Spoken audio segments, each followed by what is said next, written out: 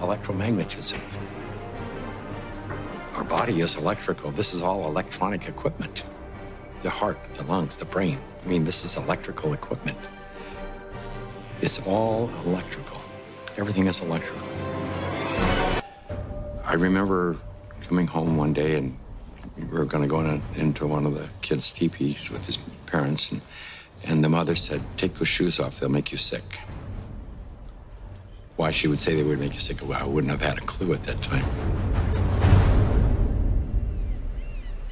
If inflammation is the cause of all these health disorders, then I know that not enough grounding is the cause of inflammation, because if the body is grounded, you can't have inflammation.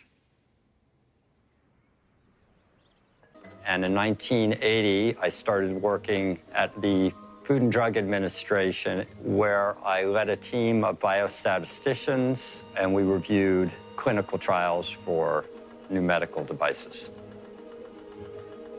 I would guess that approximately 10% of the medical devices that FDA sees from inception would end up getting approval at the end of the day. So I would review them very critically. It might be helpful for peripheral artery disease. And I said, well, it's not going to hurt her. I don't think it will really help her. So I purchased her an earthing sheet and had her sleep on it for one night. She was also having trouble hitting a forehand, and this is a lady who had played tennis for 70 years, and she just couldn't remember how to hit it. Next day, she had no trouble. So I said, there's definitely something here. In all my years in the medical device field, I had never seen any responses like this for any device or any drug. She's now 94. We play tennis 5 or 6 times a week. She leads a fully active life, cleans her house, does pretty much everything for herself. And we attribute this to the earthing. If somebody walks barefoot on grass or the earth or on the beach, at a very fundamental level, basically, the free radicals that are built up in your body as a result of stress and inflammation, they are neutralized. But what is really happening at a fundamental level is you're restoring your biological rhythms and bringing them in alignment, or you might say synchrony, with the earth, which is connected to the entire cosmos. So the first thing I'm extremely excited to share with you is that our daughter has not been to the emergency room in many months now.